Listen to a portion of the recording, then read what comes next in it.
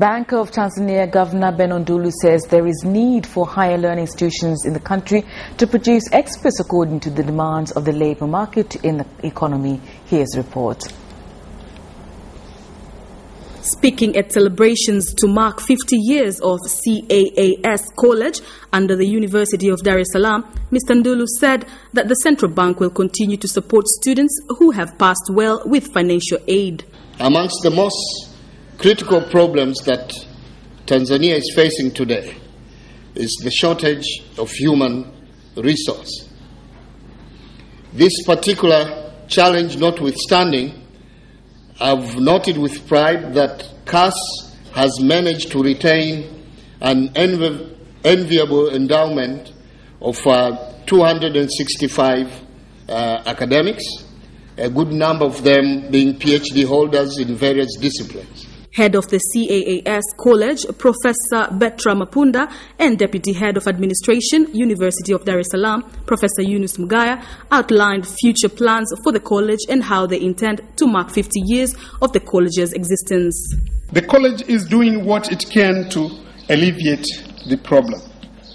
For example, so far we have tried to encourage departmental efforts of erecting new structures.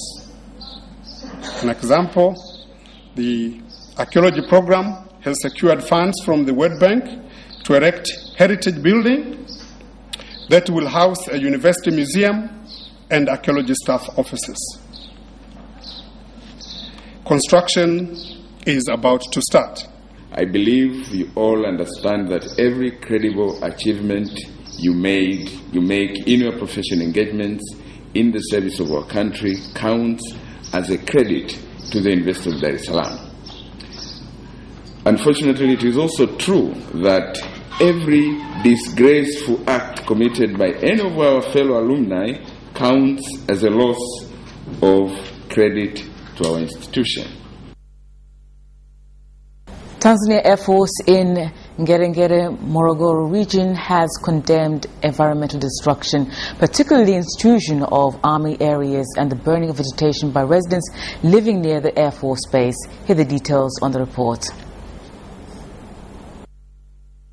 Speaking at celebrations to mark 47 years of the force, Air Force Commander Brigadier General Joseph Kampwani urged the government to take stern measures against the perpetrators. Morogoro District Commissioner Said Mwambunga acknowledged the important contribution the Army was doing to the nation at large and called on residents living near the base to respect the environment and established boundaries. And that is the end of the national news. The African news is next after the break.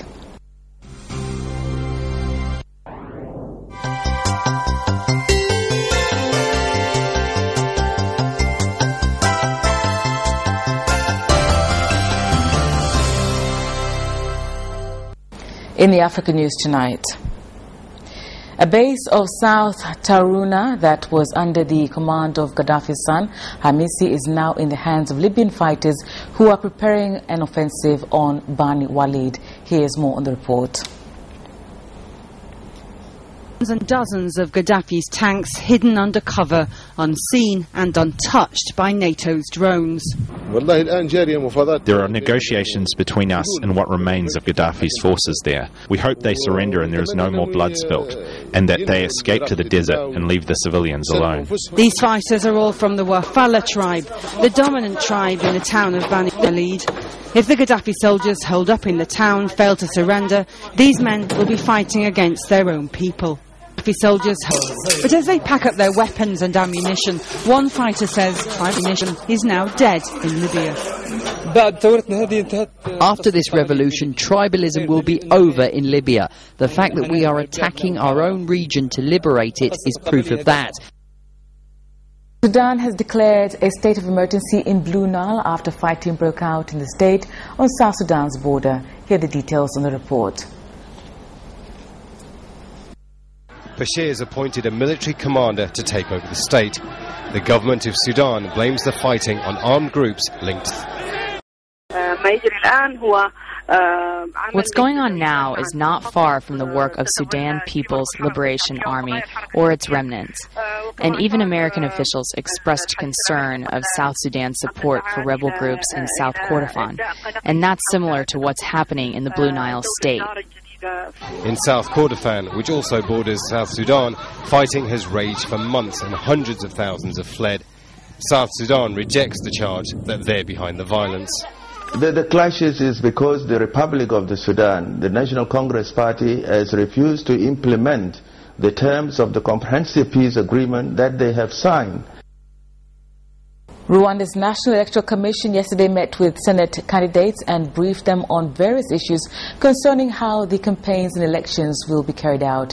The campaigns are slated to run from September 6th to 25th, with elections slated for 26th and 27th of the same month. During the meeting held at NEC offices, the chairman, Professor Chrysolog Karangwa, told the candidates to adhere to the electoral laws during the campaigns, which he said would pave way for a free and fair electoral process. 5 members of a former Burundian rebel group said on Friday that they were forced to seek refuge in a human rights commission because security forces are allegedly trying to kill them.